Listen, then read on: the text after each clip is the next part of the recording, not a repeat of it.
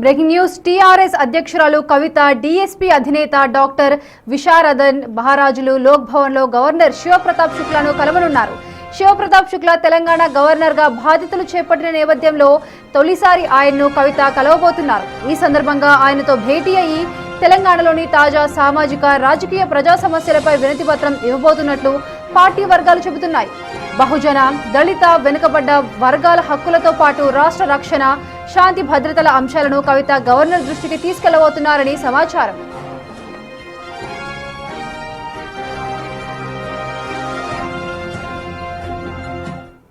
ఇక ఇదే అంశంపై మరింత సమాచారం మా ప్రతినిధి విజయ్ అందిస్తారు. విజయ్, చెప్పండి. కవిత గవర్నర్ ను కలుస్తున్నట్లు తెలుస్తోంది. శాంతి భద్రతలు కానివ్వండి, సామాజిక వర్గాల గురించి చర్చించే అవకాశం ఉంది అని తెలుస్తుంది. ఎంతవరకు కొనసాగే ఛాన్స్ ఉంది మీటింగ్?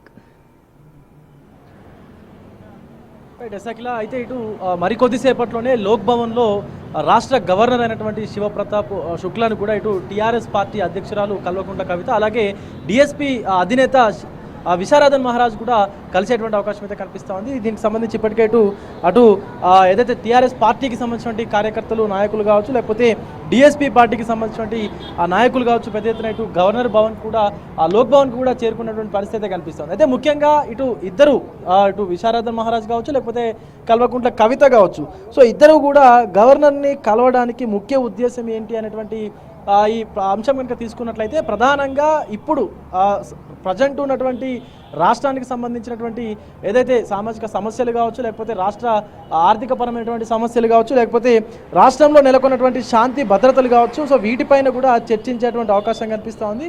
అండ్ అలాగే మొదట అంటే గవర్నర్గా బాధ్యతలు తీసుకున్న తర్వాత శివప్రతాప్ శుక్లా మొదటిసారిగా కల్వకుంట్ల కవిత, అలాగే ఇటు విశారదన్ మహారాజ్ అయితే గవర్నర్తో భేటీ అవుతా ఉన్నారు. భేటీ అయిన అనంతరం కూడా ఒక వినతి పత్రాన్ని కూడా అందించేటువంటి అవకాశం కనిపిస్తూ ఉంది. ముఖ్యంగా ఇటు దళితుల కోసం, అలాగే బహుజనుల కోసం పోరాడేటువంటి డిఎస్పీ పార్టీ ఏదైతే ఉందో, సో వెనుకబడిన వర్గాలకు సంబంధించినటువంటి వారి హక్కులు కావచ్చు, లేకపోతే ఈ యొక్క దళితులు ఎవరైతే ఉన్నారో వారికి సంబంధించినటువంటి వారికి రావాల్సినటువంటి వాటా కావచ్చు, సో అలాగే వీటిపైన కూడా చర్చించేటువంటి అవకాశం కూడా కనిపిస్తూ ఉంది. ముఖ్యంగా ఈ భేటీ అనంతరం కూడా కవిత మీడియాతో అయితే మాట్లాడేటువంటి అవకాశం కూడా కనిపిస్తూ ఉంది. సో ముఖ్యంగా టీఆర్ఎస్ పార్టీ స్థాపించిన తర్వాత నుంచి, అంటే జాగృతి నుంచి బయటకు వచ్చి తర్వాత ఈ యొక్క పార్టీని ఎస్టాబ్లిష్ చేసిన తర్వాత, తెలంగాణ రక్షణ సేన పేరుతోని పార్టీని ఎస్టాబ్లిష్ చేసిన తర్వాత కొంత కవిత అయితే పొలిటికల్గా యాక్టివ్గా ఉన్నటువంటి సిచ్యువేషన్ కూడా చూస్తూ ఉన్నాము.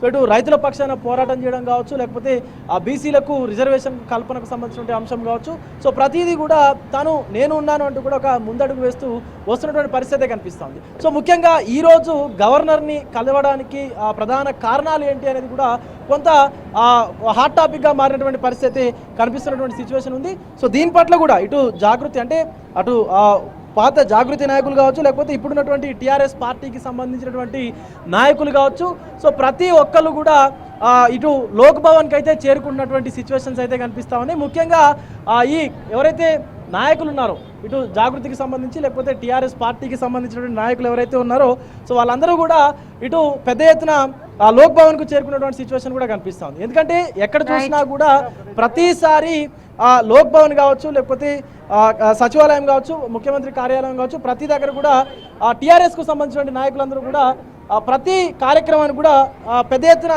వెళ్ళేటువంటి అవకాశం కూడా కనిపిస్తుంది. ఒకసారి మనతో పాటు టీఆర్ఎస్కు సంబంధించిన నాయకులు ఉన్నారు, మాట్లాడుతూ మనోజ గారు, ప్రధానంగా కవిత ఈరోజు గవర్నర్ని కలవడానికి కారణాలు ఏంటి, అసలు ఎందుకు కలుస్తూ ఉన్నారు, ముఖ్యంగా విశారదన్ మహారాజ్తో కలిసి రావడానికి గల కారణాలు ఏంటి?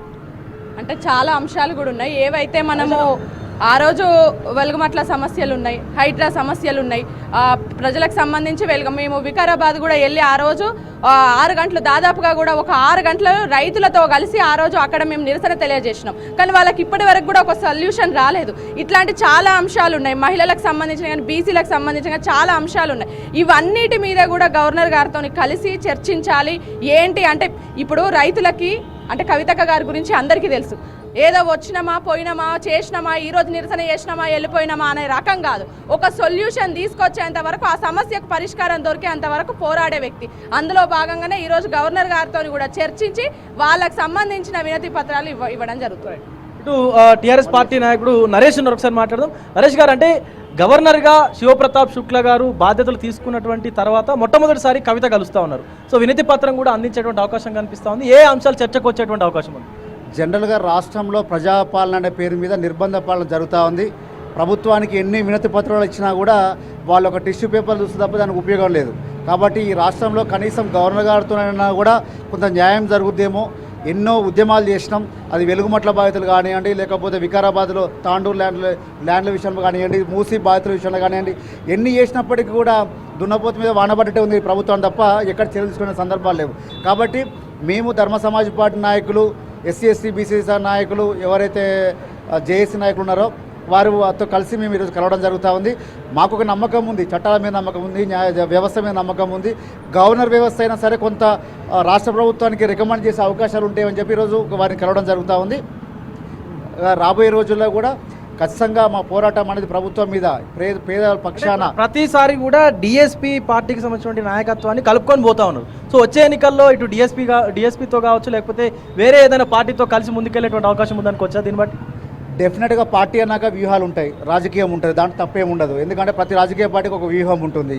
రాబోయే రోజుల్లో మాతో పాటు కలిసి వచ్చే పార్టీలు కానివ్వండి, కలిసి వచ్చే సంస్థలు కానివ్వండి, ఖచ్చితంగా కలుపుకొని పోతాం. ఎందుకంటే ఈ వ్యవస్థలో, ఈ తెలంగాణ రాష్ట్రంలో ఈ పాలనను అంతమొందించాలంటే కలిసి వచ్చే పార్టీలను కలుపుకొని పోవాలి, కలిసి వచ్చే నాయకత్వం కలుపుకొని పోవాలి.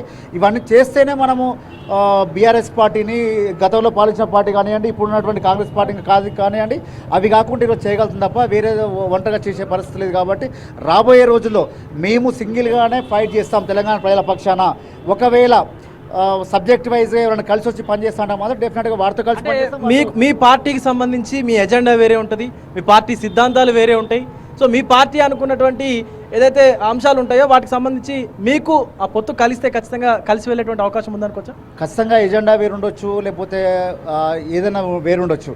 కానీ సబ్జెక్ట్ వైజ్గా ఇప్పుడు రైతుల పక్షాన మేము పోరాడుతూ ఉన్నాం. రైతుల పక్షాన ఎవరైతే కలిసి పనిచేస్తూ ఉన్నారో ఆ పార్టీలు కానివ్వండి, ఆ వ్యవస్థలు కానివ్వండి, ఆ సంఘాలు కానివ్వండి, వాళ్ళతో కలిసి పనిచేయడం మాకు మొహమాటమే లేదు. ఆ చిన్న సంస్థనా లేకపోతే ఇంకే సంస్థ కాదు, చిన్నదైనా పెద్దదైనా ప్రజల జాగృతి కూడా చిన్న సంస్థగానే మొదలైంది, ఇప్పుడు ఒక పార్టీగా అవతరించినటువంటి సిచ్యువేషన్ ఉంది. అందుకే మాకు తెలుసు కాబట్టి. కానీ కొన్ని పార్టీలు ఏం చేస్తూ ఉన్నాయి, ఒకప్పుడు చిన్నగా ఉన్నటువంటి పార్టీలు కూడా ఈరోజు కొంతమంది చూసి హేళన చేసేటువంటి పరిస్థితి ఉంది. అంటే వాళ్ళు మర్చిపోయారు, గురువింద గింజ అనేది లేక వాళ్ళు మర్చిపోయారు కింద ఏముంటుంది అనేది.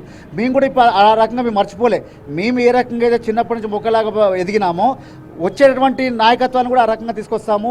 అది బీసీ ఎస్సీ నాయకత్వాన్ని కానివ్వండి, యువత కానివ్వండి, మహిళలు కానివ్వండి, ఈ యొక్క శక్తిని తయారు చేసి ఈ రాష్ట్రంలో ఒక అద్భుతమైన శక్తి తయారు చేయాలన్నది కవిత కళ. అంటే ఇప్పుడు కవిత గవర్నర్ని కలిసిన తర్వాత ఎలాంటి సిచ్యువేషన్స్ ఉండబోతా ఉన్నాయి? అంటే పార్టీకి సంబంధించినటువంటి లైన్ ఎట్లా ఉండబోతుంది?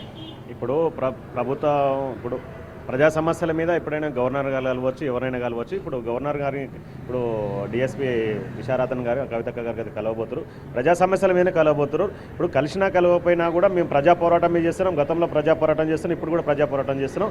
ఇప్పుడు రిప్రజెంటేషన్ ఇస్తున్నారు కొన్ని సమస్యల మీద. ఖచ్చితంగా ఇప్పుడు గవర్నర్ గారి దృష్టిలోకి తీసుకెళ్లాలని చెప్పేసి, ఎందుకంటే ప్రభుత్వము వాటిని డిఫాల్ట్ చేస్తుంది కాబట్టి మీరైనా పరిష్కరించండి. ప్రజల తరపున పోరాటం, ఇప్పుడు వాటర్ కానీ, ఇప్పుడు ప్రజా సమస్యలు కానీ, ఇండియా సమస్యలు కానీ చాలా ఉన్నాయి. ఇప్పుడు రాష్ట్రంలో అనేక సమస్యలు ఉన్నాయి. మూసీ కానీ, ఈ డిండి ప్రాజెక్టు కానీ, చాలా సమస్యల మీద మీరు రిప్రజెంట్ చేయాలని అడగబోతున్నాం. కాబట్టి ఖచ్చితంగా మీరు మాత్రం ప్రజల తరపున పోరాటం చేస్తూనే ఉన్నాం. టీఆర్ఎస్ పార్టీ అనేక, ఇప్పుడు గతంలో జాగృతి ఉన్నప్పుడే ప్రజా పోరాటాలు చేసినాం తప్ప ఈ టీఆర్ఎస్ పార్టీ పెట్టినా కూడా ప్రజా పోరాటాలు అనేకంగా చేస్తూనే ఉన్నాం. ప్రజల పోరాటం మొత్తానికి చూస్తూ ఉన్నాం అఖిల. అంటే గవర్నమెంట్కి సంబంధించి ముఖ్యమంత్రికి ఎన్ని వినతి పత్రాలు అందించినా కూడా సో అవి గాలికి వెళ్తా ఉన్నాయి తప్ప దానివల్ల ఎలాంటి ప్రయోజనం లేదు. కాబట్టి గవర్నర్ని కలిసి ప్రజా సమస్యలు, ఈ యొక్క రాష్ట్రానికి సంబంధించిన శాంతి భద్రతల అంశాన్ని కూడా లేవనెత్తేటువంటి అవకాశం అయితే కనిపిస్తూ ఉంది Kalvakuntla Kavitha, Akhila. Right, thank you Vijay.